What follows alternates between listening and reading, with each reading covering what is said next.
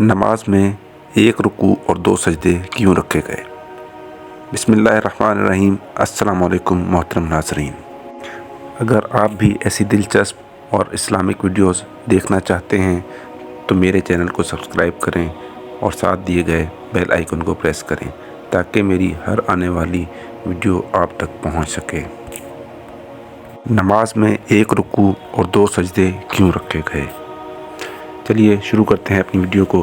مذہب اسلام میں نماز دوسرا اہم ترین رکن جو کلمہ توحید کے بعد اہم ہے، اور اسی رکن کے متعلق قیامت کے دن سب سے پہلے سوال کیا جائے گا۔ نماز کو قائم کرنے والے ہی نے دین کو قائم کیا، اور جس نے نماز کو چھوڑ دیا اس نے دین کی عمارت گرا دی۔ یہی نماز ہی مسلمان اور کافر کے درمیان فرق کو واضح کر دینے والی روحانی، طبی، سائنسی اور دنیاوی فوائد پہنچانے والا سب سے بہترین عمل ہے۔ نماز کو ترک کرنے والا کیسے ان نعمتوں سے محروم ہو جاتا ہے جنہیں بڑے سے بڑا دولت مند ساری دولت لٹا کر بھی حاصل نہیں کر پاتا، مگر ایک سچے نمازی کے پاس یہ دولت موجود ہوتی ہے۔ ایک رکعت میں 2 سجدے اور ایک رکوع ہی کیوں ہے؟ اللہ کا کوئی بھی کام حکمت سے خالی نہیں ہوتا۔ اس ویڈیو میں ایک ایسے راز کے بارے میں جانیں گے جو آپ کو ضرور حیران کر دے گا۔ سفر و خضر کا مقام ہو، جنگ کا میدان ہو، بمباری کی حالت ہو، کھڑے ہو کے پڑھنے کی طاقت نہ رکھتا ہو تو بیٹھنے کی طاقت نہیں تو لیٹ کر، مسلمان چاہے کسی خوشی کی حالت میں ہو یا غم کی، کٹھن مشکلات سے گزر رہا ہو، نماز قائم کرنا اس پر فرض ہے۔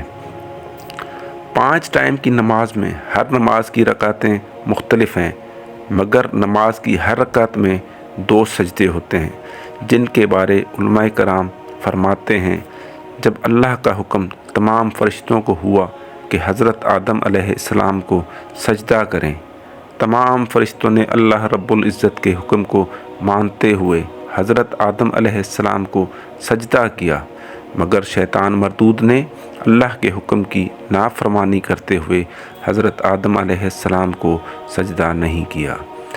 سجدہ کرنے والے فرشتوں نے جب سجدے سے اٹھ کر دیکھا تو اللہ پاک نے شیطان کو مردود قرار دے کر بارگاہ خداوندی سے نکال دیا، جس پر تمام سجدہ کرنے والے فرشتوں نے دوبارہ سجدہ شکر ادا کیا کہ شکر ہے ہم اللہ کی نافرمانی کرنے والوں میں سے نہ ہوئے۔ کچھ محققین کی یہ بھی رائے ہے کہ جب اللہ پاک نے اولاد آدم سے عہد لیا، اور یاد کرو اس وقت کو جب اے حبیب آپ کے رب نے بنی آدم سے ان کی پشتوں میں ان کی اولاد سے عہد لیا، اس وقت جب اللہ نے سجدے کا حکم دیا تو اللہ کے حکم کو مانتے ہوئے تمام مسلمان سجدے میں چلے گئے، مگر کافروں کو یہ دولت نصیب نہ ہوئی۔ مسلمانوں نے جب سجدے سے سر اٹھایا تو انہوں نے دیکھا کہ کافروں نے سجدہ نہیں کیا، تو دوبارہ سجدہ ریز ہو گئے کہ اللہ تعالیٰ نے انہیں سجدہ اول کی توفیق دی۔ یہاں تک کہ نماز میں 2 سجدے لازم ہو گئے، مگر رکوع ایک ہی رہا۔ یہ ایک سجدہ انسانی زندگی میں کیا اہمیت رکھتا ہے؟ سائنس اسے کس نظریے سے دیکھتی ہے؟ جدید سائنس کی روشنی میں انسانی خالی گوشت و پوست ہڈیوں کا مرکب ایک خالی پتلا نہیں، یہ خاکی وجود اپنے اندر ایک نوری جوہر کو بھی سموئے ہوئے ہے۔ ہر انسان کا جسم 3 جنریٹر پر مشتمل ہے۔ نماز کی نیت کر لینے کے بعد جب انسان کعبہ کی جانب رخ کر کے کانوں کی جڑوں کو ہاتھ لگاتا ہے تو کان کی لو میں موجود ایک خاص قسم کی برقی روح اپنا پیغام دماغ کی طرف پہنچاتی ہے، جس سے ان خلیوں کو چارجنگ پہنچتی ہے جسے شعور نظر انداز کر رہا ہوتا ہے۔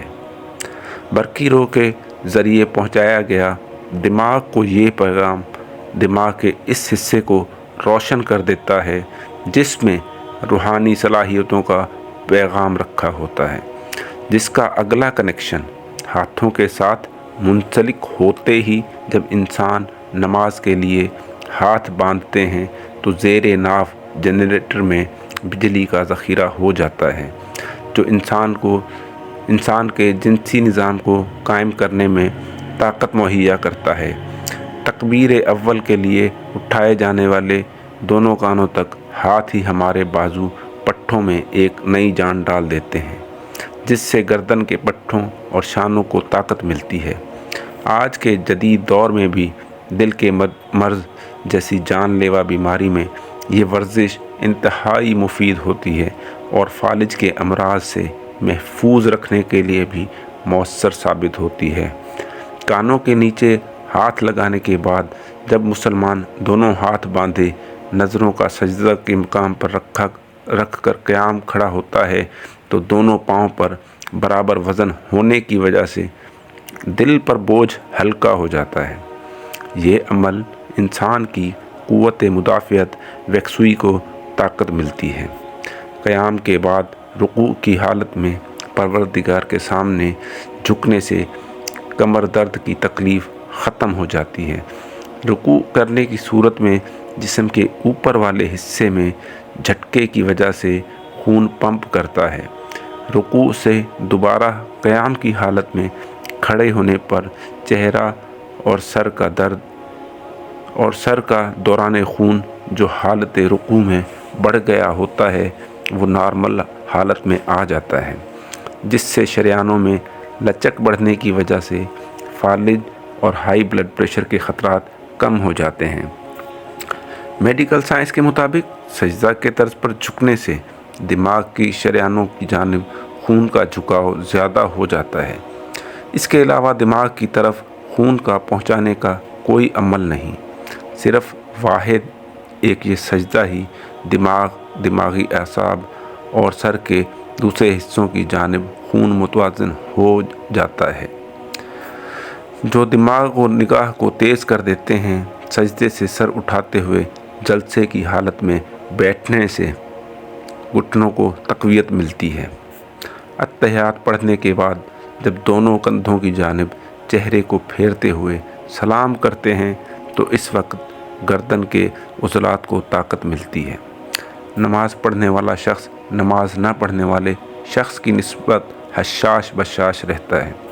یہ عمل صرف ہمیں اسی صورت میں فائدہ پہنچا سکتا ہے جب اللہ کی اس عظیم نعمت کو پوری یکسوئی توجہ اور سنت رسول صلی اللہ علیہ وآلہ وسلم کے مطابق ادا کرنے کے پابند ہو سکیں۔ نماز پڑھنے کے عمل میں کتنے حقائق پوشیدہ ہیں یہ سب تو ہم اچھی طرح جان چکے ہیں۔ اب ہم اس امریکی ڈاکٹر کی ریسرچ جو اس نے نماز کے عمل کو دیکھتے ہوئے کی سمجھنے کی کوشش کریں گے۔ اس ڈاکٹر نے جب اپنی ریسرچ کو مکمل کرنے کے بعد نماز میں پوشیدہ رازوں کو سمجھا تو کہنے لگا، میرا دل کرتا ہے میں نماز کو پورے ملک میں لاگو کر دوں، کیونکہ میری ریسرچ نے مجھے نماز کے اندر وہ راز دکھائے جن کی کوئی حد نہیں۔ انسانی دل پمپ کی مانند، یہ پمپ ان پٹ اور آؤٹ پٹ کا سسٹم بھی رکھتا ہے۔ انسان کے کھڑے ہونے یا بیٹھے ہونے کی حالت میں انسان کے جسم کے نچلے حصے میں وزن کی وجہ سے پریشر زیادہ ہوتا ہے۔ انسانی دل جسم کے نچلے حصے کو تو خون مہیا کر رہا ہوتا ہے، لیکن دل سے اوپر والے حصے کی جانب خون نہیں پہنچا پاتا۔ دل کے اوپر والے حصے کو خون مہیا تب ہی کیا جا سکتا ہے جب انسان کا سر نیچے کی جانب جھکا ہو اور دل سر سے اوپر ہو جائے۔ سجدہ کرنے والا شخص اس بات کو اچھی طرح محسوس کرتا ہے۔ جب وہ سجدے کو تھوڑا لمبا کرے تو اس کو چہرے کی شریانوں میں بوجھ سا محسوس ہوتا ہے۔ دراصل وہ طویل سجدہ کرنے کی صورت میں خون کی ان رگوں تک سپلائی ہوتی ہے جو پمپ کے سر کے نیچے ہونے کی وجہ سے نہیں پہنچ پاتی۔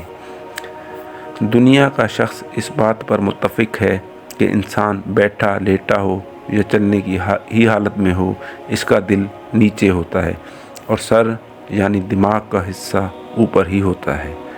انسان کے پورے وجود میں اگر مین حصہ ہے تو وہ دماغ ہے، اور اسی کی رگوں کو خون مہیا کرنے کا ایک ہی واحد حل سجدہ کرنا ہے۔